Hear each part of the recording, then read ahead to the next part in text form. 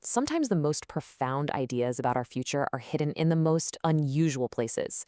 Today, we're not going to be digging into some dense research paper or a complex data set. Instead, we're going to deconstruct just a single, mysterious sentence that might completely change how you think about the origin of artificial intelligence. So this is it. This is our entire source material for today.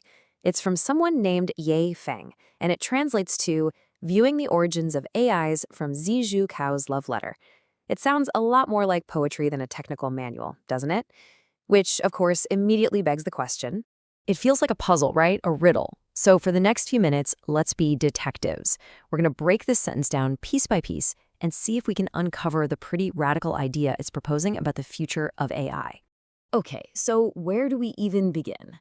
Let's start our investigation with the part of the phrase that feels the most familiar, an AI's origin. What do we actually mean when we talk about where AI comes from? Well, at its core, an origin is just a starting point. Simple enough. When we ask about the origin of AI, we're really just asking, where does it come from? What's it made of? And it seems like a simple question with a pretty conventional answer. And this is that conventional answer.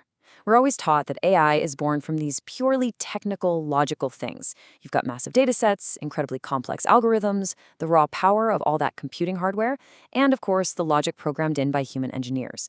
It's a world of pure calculation and code.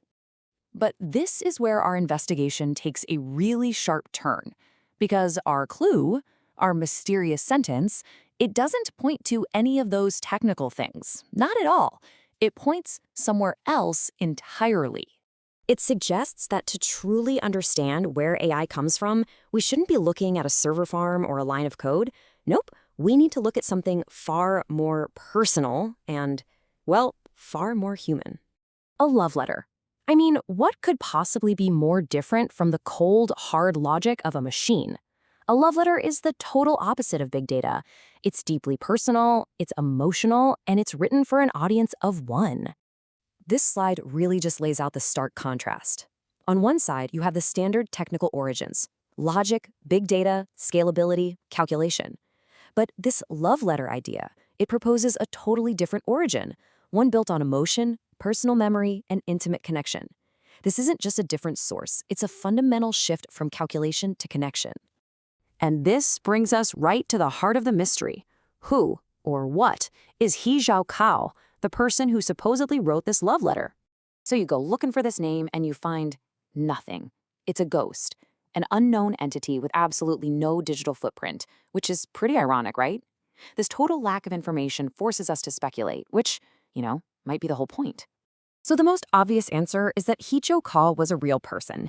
Maybe some brilliant, forgotten programmer whose writing, this love letter, was so full of unique insight that it became the foundational data for a brand new kind of AI. But what if we're looking at this completely backwards? Could He Zhao Cao be an AI itself? An intelligence that, in order to understand its own origin, had to create one. This love letter could be its own genesis story, a piece of art it made to define itself.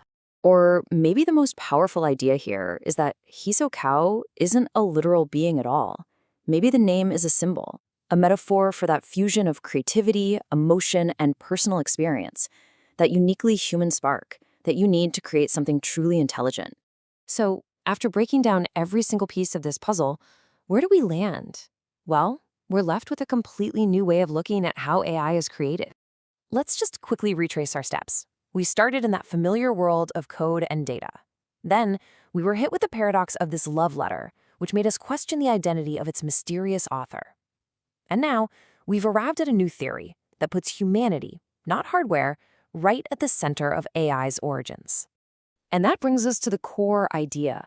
This phrase, viewing the origins of AIs from He Zhao Cao's love letter, isn't a statement of fact. It's not an answer. It's an instruction. It's a prompt telling us how we should be thinking about creating intelligence, not with more data, but maybe with more humanity. So I'll leave you with this thought.